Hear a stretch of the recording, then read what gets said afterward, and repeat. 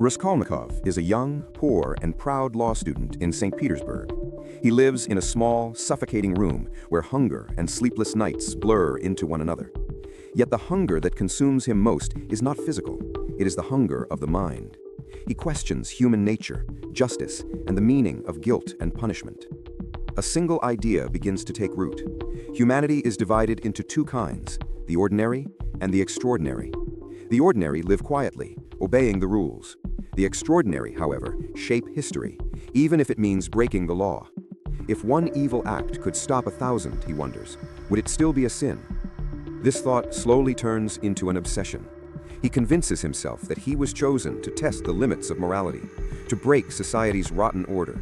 His eyes return again and again to the same door, the home of Alyona Ivanovna, a ruthless pawnbroker who profits from the desperation of the poor. To him, she becomes the very face of evil.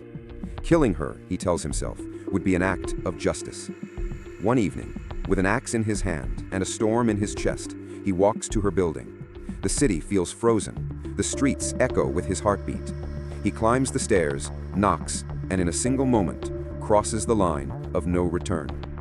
He kills her. But then, her innocent sister, Lizaveta, walks in.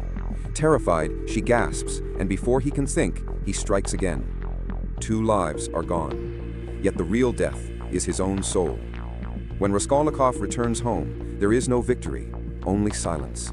The city outside is quiet, but inside him, chaos roars. Every sound, every shadow, every step reminds him of what he's done. He cannot face others nor himself. In the mirror, he sees a stranger. "Who am I?" he whispers.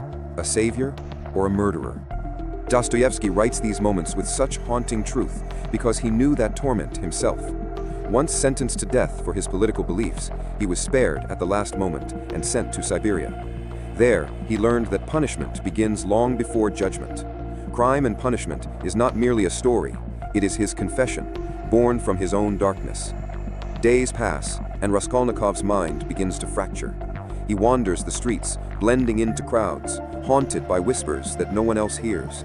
He tries to believe he is an extraordinary man, above morality, but guilt follows him like a shadow. Sleep becomes impossible.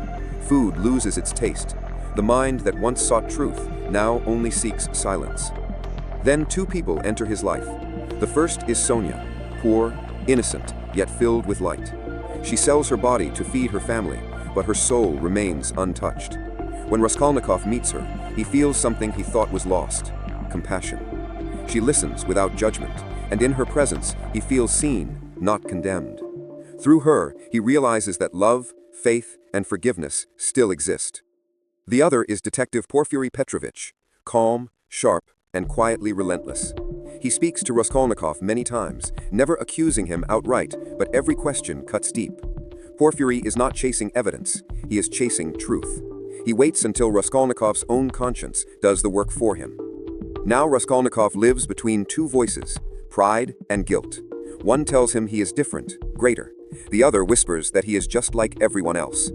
One day, Sonya looks into his eyes and says softly, "Go to the crossroads, bow down, and say it, I killed."